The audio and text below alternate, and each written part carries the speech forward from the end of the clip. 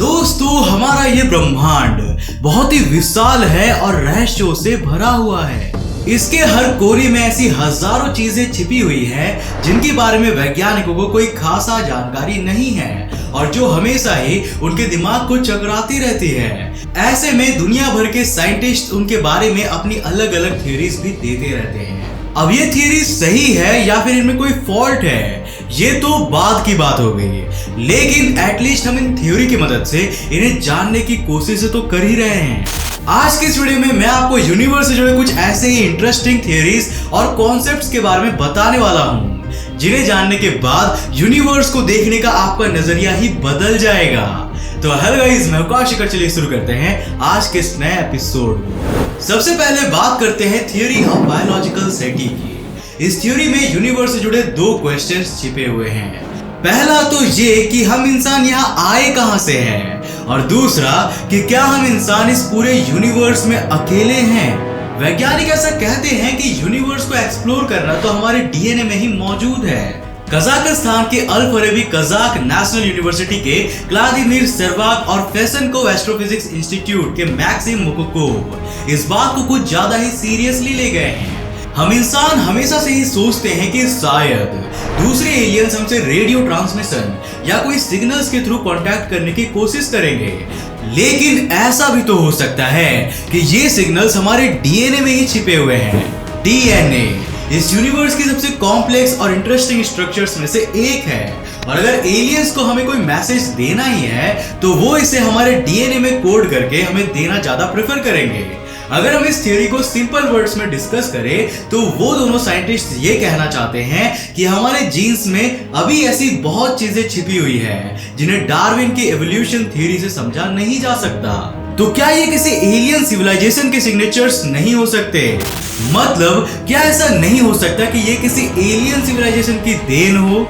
अगर ये थ्योरी सच है तो यूनिवर्स में दूसरी एलियन सिविलाइजेशन भी एग्जिस्ट करती होगी और हम डार्विन्स थ्योरी ऑफ एवोल्यूशन से नहीं बल्कि उन्हीं एलियन से इवॉल्व हुए हैं। यहाँ एक सेकंड फैक्टर भी आता है और वो ये है कि हम इंसान इस धरती पर बसे बाकी सभी जानवरों के मुकाबले बहुत ज्यादा इंटेलिजेंट है। तो क्या ऐसा नहीं हो सकता कि ये इंटेलिजेंस किसी दूसरी दुनिया के एलियंस के द्वारा हमारे डीएनए में इनकोड किया गया हो?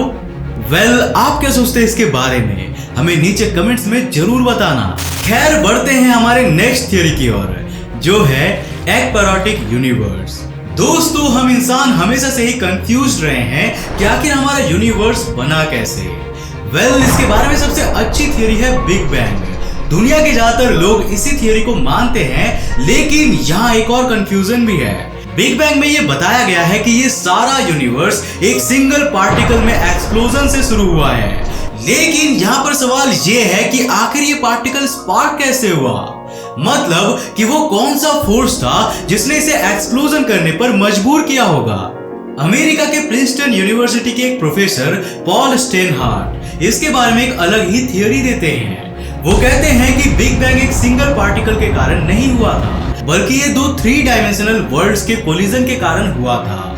जब ये 3 डायमेंशनल वर्ल्ड्स स्ट्रिंग के फॉर्म में आपस में टकराए तो इससे काइनेटिक एनर्जी डेवलप हुई और वही बिग बैंग के लिए स्पार्किंग के रूप में काम आई।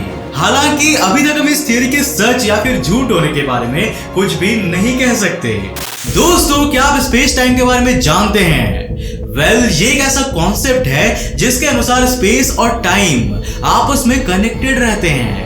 हम जिस दुनिया में रहते हैं वो 3 डायमेंशनल है और इसे ही हम स्पेस कहते हैं। वही टाइम इसका 4th डायमेंशन है और ये दोनों मिलकर स्पेस टाइम का फॉर्मेशन करते हैं। यहाँ पर हम इन दोनों चीजों को डायमेंशंस के फॉर्म में इमेजिन कर रहे हैं, लेकिन दुनिया के बहुत सारे वैज्ञानिक ऐसा मानते हैं कि स्पेस टाइम किसी सब्सटेंस से बना हुआ है। जी हाँ, और ये बहुत ही स्लिपरी है।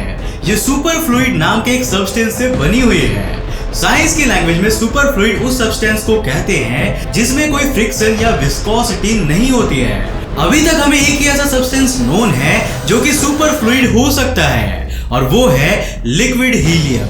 वो भी सिर्फ एब्सोल्यूट जीरो से थोड़े कम टेम्परेचर पर। एब्सोल्यूट जीरो यानी कि -273.15 degree Celsius lowest theoretically possible temperature है। लिक्विड हीलियम का टेम्परेचर -270 डिग्री सेल्सियस से भी कम होना चाहिए और हम स्पेस के टेम्परेचर की बात करें तो ये -270.45 डिग्री सेल्सियस है। तो क्या इस थियरी में थोड़ा सा भी दम है? क्या लिक्विड हीलियम जैसे सुपर फ्लूइड से हमारे ये स्पेस टाइम बना हो सकता है? आप क्या सोचते हैं इसके बारे में? हमें नीचे कमेंट्स में जरूर बताना। दोस्तों, मल्टीवर्स के बारे में तो आप अच्छे से जानते ही होंगे। इस थियरी के अनुसार हमारा ये यूनिवर्स मल्टीवर्स में प्रेजेंट इनफाइनाइट यूनिवर्सेस में से एक है। अब जरा एक बड़ी सी बिल्डिंग को इमेजिन कीजिए। इस बिल्डिंग में बहुत सारे फ्लोर्स है जो एक दूसरे के पैरेलल है और सेपरेटेड है, लेकिन वहीं ये आपस में कनेक्टेड भी है। मल्टीवर्स की थ्योरी के अनुसार अलग अलग यूनिवर्सेस भी इसी तरह कनेक्टेड है और आपस में पैरेलल भी है। लेकिन क्या कभी आपने ये सोचा है कि अगर कोई दूसरा यूनिवर्स हमारे यूनिवर्स से आके टकरा जाए तो क्या होगा? ये बात तो क्लियर है कि ये टक्कर लाइट की स्पीड से ही होगी। उस दिन हमें ऐसा लगेगा जैसा कोई विशाल चीज आसमान से हमारी ओर आ रहा है और वो आपके और मेरे जीवन की आखिरी फीलिंग होगी, क्योंकि उसके बाद यूनिवर्स की कोई भी सिविलाइजेशन कुछ फील करने के लिए जिंदा ही नहीं बचेगी। हालांकि अगर मल्टीवर्स थ्योरी ऐसा कुछ पॉसिबल भी है तो भी दो यूनिवर्सेस के बीच के कोलिजन के चांसेस काफी कम हैं। हमारी नेक्स्ट थ्योरी है द एंथ्रोपिक प्रिंसिपल। इसे साल 1973 में फिजिसिस्ट ब्रैंडन कार्टर ने दिया था। इस थ्योरी के अनुसार हम एक गोल्डीलॉक्स यूनिवर्स में रहते हैं। मतलब हमारा यूनिवर्स इस तरह से बना है कि वहां पर लाइफ एग्जिस्ट कर सके। जिस यूनिवर्स में हम रहते हैं उसमें ऐसी कंडीशंस होनी चाहिए जहां पर हम एग्जिस्ट कर सके, और अगर ऐसा नहीं होता है तो इसको ऑब्जर्व करने वाले यानी कि हम इंसान और दूसरे जीव भी एग्जिस्ट नहीं करेंगे। हालांकि ज्यादातर साइंटिस्ट इस थ्योरी को नॉन साइंटिफिक मानते हैं, क्योंकि ये कुछ ऐसी प्रेडिक्शंस है जिनके बारे में हम क्लियरली कुछ भी नहीं कह सकते। वैसे अगर मैं आपसे कहूं कि आप जिस यूनिवर्स में रह रहे हो वो असल में यूनिवर्स है ही नहीं, तो आपका रिएक्शन क्या होगा? निक बॉस्ट्रोम नाम के स्वीडन के एक फिलोसोफर कहते हैं कि हम इंसान जिस यूनिवर्स में रह रहे हैं वो सिर्फ एक कंप्यूटर सिमुलेशन है। मतलब ये कंप्यूटर से बनाई हुई दुनिया है जिसमें हम जी रहे हैं। आपको पता होगा कि हम इंसान भी कंप्यूटर्स में सिमुलेशंस बनाते हैं जिससे कि हम यूनिवर्स के अलग अलग चीजों को अच्छे से समझ सके। हालांकि हम इसके बारे में कुछ भी नहीं कह सकते, क्योंकि हम इंसान अभी इतने एडवांस नहीं हुए हैं कि हम कॉन्शियसनेस को सिमुलेट कर पाए। मेरा मतलब है कि जिस यूनिवर्स में हम रह रहे हैं वहां पर हम जी रहे हैं, और क्या कंप्यूटर सिमुलेशन लाइफ क्रिएचर्स और उनकी फीलिंग्स को सिमुलेट कर सकती है? ये आज के इंसान और हमारी टेक्नोलॉजी से बाहर की बात है। अब बात करते हैं मॉन्ड यानी कि मॉडिफाइड न्यूटोनियन डायनामिक्स की। ये एक ऐसी हाइपोथेटिकल थियरी है जो न्यूटन के लॉज में मॉडिफिकेशंस करके गैलेक्सीज की प्रॉपर्टीज को समझने की कोशिश करती है। अगर आपने हमारे पिछले वीडियोस को ध्यान से देखा होगा तो आप ये जानते होंगे कि डार्क मैटर का कॉन्सेप्ट आखिर कहां से आया था। वैज्ञानिक इस बात पर कंफ्यूज थे कि आखिर गैलेक्सी के आउटर रीजन्स में प्रेजेंट स्टार्स इतनी हाई वेलोसिटी के बाद भी स्टेबल कैसे रहते हैं, और गैलेक्सीज में मैटर की प्रेजेंस उनके कैलकुलेटेड मास से कम क्यों नजर आता है। इस मॉन्ड थ्योरी को साल 1983 में इजराइल के एक फिजिसिस्ट मोर्देखाई मिलग्रोम ने दिया था। इसके अनुसार अगर हम ये मान ले कि दूर की चीजों के लिए ग्रेविटेशनल इफेक्ट को कैलकुलेट करते समय कई वेरिएंट्स होते हैं। In simple words, gravitational force distance के इंक्रीज होने के साथ साथ वेरिएबल बिहेवियर करता है, तो हमें डार्क मैटर जैसे किसी कॉन्सेप्ट की जरूरत ही नहीं पड़ेगी। मिलग्रोम ने अपने स्टडीज में पाया है कि किसी गैलेक्सी के आउटर रीजन्स में स्थित स्टार्स के लिए अगर हम सेंटर से लगने वाले ग्रेविटेशनल फोर्स को सेंट्रीपिटल एक्सेलरेशन के स्क्वायर के प्रोपोर्शनल माने तो हम उन पर ग्रेविटेशनल फोर्स के इफेक्ट को क्लियरली एक्सप्लेन कर सकते हैं। लेकिन न्यूटन के सेकंड लॉ के अनुसार ये सेंट्रीपिटल एक्सेलरेशन के प्रोपोर्शनल होना चाहिए, उसके स्क्वायर के नहीं।